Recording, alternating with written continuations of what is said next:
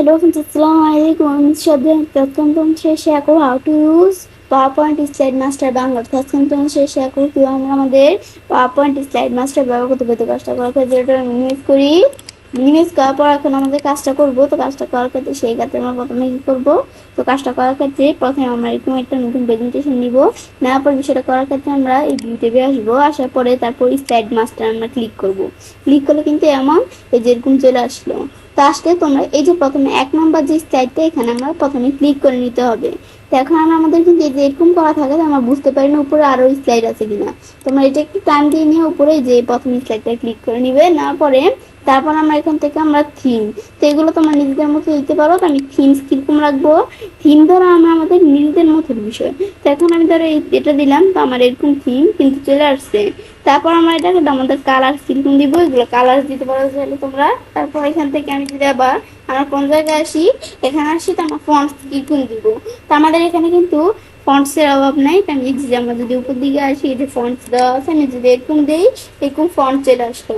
তারপর ইফেক্ট আমরা কোনটা দিব, ইফেক্ট আমি যদি এভাবে দিই যে ইফেক্ট দিতে পারি। তারপর আমাদের ব্যাকগ্রাউন্ড স্টাইল আমরা কিভাবে রাখবো, আমি এগুলো আমাদের নিজেদের মতো রাখতে পারি। এটা আমরা দেখলাম, দেখার পরে আমরা আমাদের এখান থেকে আমাদের এই বিষয়গুলো আমরা আপাতত করলাম। তারপর আমি চাইলে এখান থেকে আমরা এই কালার দিতে পারি। আমি হোম মেনুতে এসে ধর এটা একটু বোল্ড করে দিলাম, ক্লিক করলাম আর এখানে একটা ধর কালার দিয়ে দিতাম। ব্যাস, এখন আমি যেরকম কালার দিয়ে ভালো লাগে তোমরা যেগুলো দিতে পারো। আমি ধরো এই যেরকম দিলাম এরকম চলে আসলো।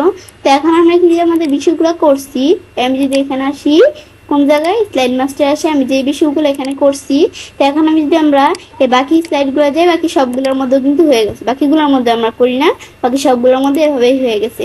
তো এখন আমরা যে বিষয়গুলো করলাম এটা যদি আমি একটু দেখতে চাই, তাহলে আমার ক্লোজ মাস্টার ভিউ দিলাম, দিলে কিন্তু এদের বিষয়গুলো এভাবে চলে আসছে। এদের আমরা দেখতে পাচ্ছি এদের এভাবে কিন্তু এদের লেখার কালার এরকম চেঞ্জ হয়ে গেছে।